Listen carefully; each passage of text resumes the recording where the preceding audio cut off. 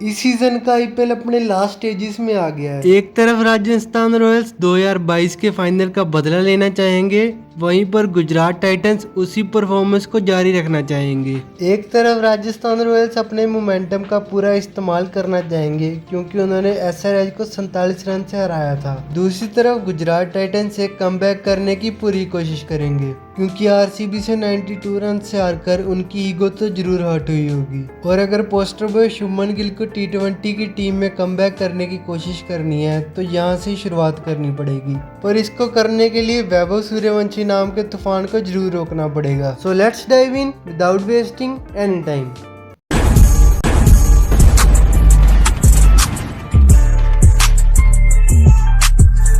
तो ये मैच एक बार फिर से मुल्लापुर में ही होने वाला है, जहां वो 16 मैचेस में 8 बार बैटिंग फर्स्ट वाली टीम जीतती है और 8 बार ही बॉलिंग फर्स्ट वाली टीम। हाईएस्ट स्कोर 254 का है और लोएस्ट स्कोर 95 का, जिससे ये तो पता चलता है कि ये ग्राउंड एकदम एक्सट्रीम स्कोर्स के लिए जानी जाती है। पर प्लेऑफ्स को ध्यान में रखकर यही सोचा जा सकता है कि यहाँ पर एक बार फिर से फ्लैट पिच ही मिलने वाली है। जब राजस्थान ने अपना लास्ट मैच यहाँ पर पंजाब के खिलाफ खेला था तो उन्होंने 222 रन चेस कर दिए थे। वहीं अगर जीटी की बात करें तो इन्होंने बस 162 रन ही बनाए थे और उनको डिफेंड भी नहीं कर पाई थी। हेड टू हेड रिकॉर्ड की बात करें तो इन दोनों टीम के बीच में 10 मैचेस हुए हैं, जिसमें से 7 मैच जीटी जीती है। और अगर हम लास्ट 5 मैचेस की बात करें तो उनमें से 3 जीटी जीती है। अगर हम इस सीजन के आईपीएल की बात करें तो जो पहला मैच हुआ था इन दोनों के बीच में, वहां पर आरआर 6 रन से जीती थी। वहीं दूसरे मैच में जीटी 77 रन से जीती थी। इन दोनों मैचेस में साई सुदर्शन की 50 आई थी और वैभव सूर्यवंशी के भी कुछ कैमियो मिले थे। अगर हम इन दोनों ही टीम की स्ट्रेंथ और वीकनेसेस को देखें तो ऑलमोस्ट सिमिलर सी हैं। दोनों की बैटिंग टॉप ऑर्डर डिपेंडेंट है और फिनिशर्स में इतनी जान नहीं है, और दोनों टीम्स के ही फास्ट बॉलर्स उनको पावर प्ले में विकेट लेने के लिए मदद करते हैं। अगर हम ओवरऑल सेंस में बात करें तो बैटिंग थोड़ी सी आरआर की बढ़िया है और बॉलिंग थोड़ी सी जीटी की बढ़िया है। अगर हम कुछ मैचअप्स की बात करें तो आरआर के ओपनर्स वर्सेस रबाडा और सिराज एक इंटरेस्टिंग कॉन्टेस्ट होगा। जीटी के बॉलर्स के बाद सबसे ज्यादा पावर प्ले विकेट्स है, वहां पर ही राजस्थान के बैटर्स के बाद सबसे ज्यादा पावर प्ले के छक्के हैं। वैसे जायसवाल का इसमें इतना ही कंट्रीब्यूशन है जितना वैभव की जर्सी में इस 0 का कंट्रीब्यूशन है। जीटी का टॉप 3 वर्सेस आर्चर और बर्गर भी एक इंटेंस कंपटीशन होने वाला है। वहीं पर जडेजा के पास एक बार फिर से मौका रहने वाला है कि वो बटलर को अपनी जेब में डाल दें। जीटी के मेन स्पिनर राशिद खान को टारगेट करने का सारा जिम्मा ध्रुव जुरैल और यान पराग पर होने वाला है, क्योंकि ये दोनों ही स्पिन के अच्छे प्लेयर हैं और टाइम आने पर बॉल को बाउंड्री के पार भी पहुंचा सकते हैं। अब बात करते हैं कि क्या दोनों ही टीम में कोई चेंजेस हो सकते हैं या फिर नहीं। जीटी की तरफ से कुलवंत खजरोलिया की जगह गुरनूर बराड़ या फिर अशोक शर्मा आ सकते हैं। वहीं अगर आपको एक एक्स्ट्रा स्पिनर चाहिए तो साई किशोर भी टीम में आ सकते हैं। आरआर की प्लेइंग 11 तो सेम ही दिख रही है, पर क्या ये रवि बिश्नोई को खिलाने के लिए टेम्प्टेड होंगे या फिर नहीं, ये देखना होगा।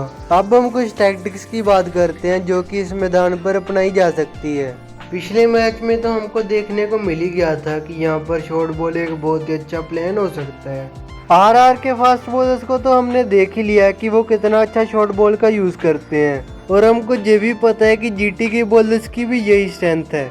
तो आपको बीच बीच में ये भी लग सकता है कि आप ऑस्ट्रेलिया में कोई टेस्ट मैच देख रहे हो। हमने पिछले मैच में ये भी देखा था कि स्लोअर बॉल से यहाँ पर इतना ज्यादा काम नहीं करती, तो प्रसिद्ध कृष्णा की स्लोअर बॉल से यहाँ पर इतनी ज्यादा इफेक्टिव नहीं रहने वाली। ये भी देखना इंटरेस्टिंग रहेगा कि जीटी राशिद खान या फिर वाशिंगटन सुंदर से क्या पावर प्ले में बॉलिंग कराते हैं या फिर नहीं, क्योंकि एसआरएच ने इतनी लेट स्पिनर को इंट्रोड्यूस किया था कि तब तक तो सारा मैच ही निकल गया था। देखते हैं कि क्या नेहरा जी एसआरएच की गलतियों से कुछ सीखते हैं या फिर नहीं। जीटी की हिस्ट्री का हाईएस्ट रन चेस 204 रन रहा है और इनके खिलाफ हाईएस्ट रन चेस 210 रन का रहा है, जिससे हम ये कंक्लूड कर सकते हैं कि बैटिंग फर्स्ट में 220 रन एक सेफ स्कोर रह सकता है। मेरे हिसाब से तो राजस्थान को बैटिंग फर्स्ट करना ही प्रेफर करना चाहिए, ताकि वो ज्यादा से ज्यादा रन बनाए और जीटी के टॉप 3 को फोर्स करे उनके कंफर्ट जोन से बाहर आने के लिए। पिछली बार की तरह ही इस बार भी ड्यू आने के बहुत ही कम चांसेस हैं, जिसकी वजह से सेकंड इनिंग में बॉलिंग करना मुश्किल नहीं होगा। आरआर के लिए सबसे ज्यादा इंपॉर्टेंट बॉलर जोफ्रा आर्चर होने वाले हैं, क्योंकि ये जीटी के टॉप 3 को आउट करने के लिए बहुत ज्यादा क्रूशियल रहने वाले हैं। आरआर के लिए फिर से एक बार नवजात बच्चा इनका सबसे ज्यादा इम्पोर्टेंट बैट्समैन रहने वाला है। वहीं अगर हम जीटी की बात करें तो उनके लिए बैटिंग फर्स्ट या सेकंड में इतना ज्यादा कुछ डिफरेंस आने नहीं वाला। जीटी के लिए सबसे ज्यादा इम्पोर्टेंट बॉलर रबाडा होने वाले हैं, क्योंकि ये पावर प्ले में बहुत ज्यादा लीथर बॉलिंग करते हैं और आरआर के ओपनर्स को उड़ाना इनका ही काम होगा। इनके लिए सबसे ज्यादा इम्पोर्टेंट बैटर जोस बटलर रहने वाले हैं, क्योंकि अगर ये एक हाई स्कोरिंग पिच तो हाई रन रेट मेंटेन करना बटलर का ही काम होने वाला है। अगर हम कुछ अपॉर्चुनिटीज की बात करें तो वाशिंगटन सुंदर के पास पूरा मौका रहने वाला है कि वो जीटी के इस वीक मिडिल ऑर्डर को स्ट्रॉन्ग कर सके। ऐसा बिल्कुल भी नहीं है कि उन्होंने कभी कोई अच्छी इनिंग नहीं खेली हो, बस थोड़ी कंसिस्टेंसी मिसिंग है। आरआर की तरफ से जायसवाल और जडेजा ने तो टी20 को टेस्ट मैच बनाने का पूरा मूड बनाया हुआ था। बस यही उम्मीद करता हूँ कि इस बार वो ऐसे खून के आंसू ना दिलाएं।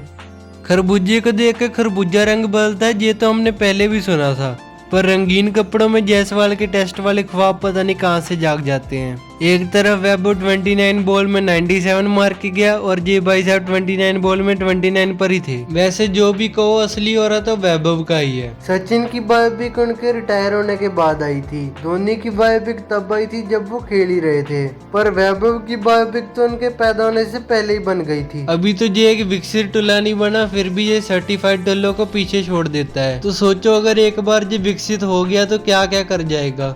इतना सिंगल हैंडली तो विराट ने कैरी नहीं किया था 2016 में जितना इसने किया है। एक बार भाई की सिर्फ अचीवमेंट्स ही देख लो।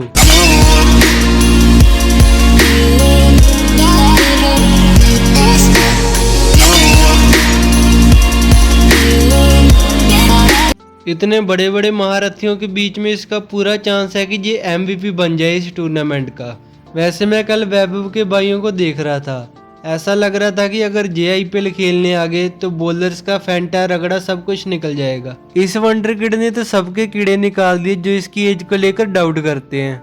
एसआरएच के फैंस के 2016 वाले सपने पर भी इसने पूरी तरह से पानी फेर दिया था। पैट कमिंस के तो प्लान एबीसी को जे आलू भुजिया और चिप्स समझकर ही खा गया था, और काव्या दीदी का तो चेहरा ऐसा हो गया था कि 4-5 ग्लूकोज की बोतल के बिना सही नहीं होगा। वैसे आरआर के फैंस के लिए एक गुड न्यूज तो है, जिस बैट्समैन ने 97 रन मारे हैं उनकी टीम फाइनल में जाकर जीती ही है। वैसे भी आरआर के ट्रॉफी कैबिनेट में 2008 के बाद से धूल जमी हुई है, तो शायद इसी बार साफ हो जाए। वैसे मेरी प्रेडिक्शन भी इस मैच के लिए आरआर ही रहने वाली है।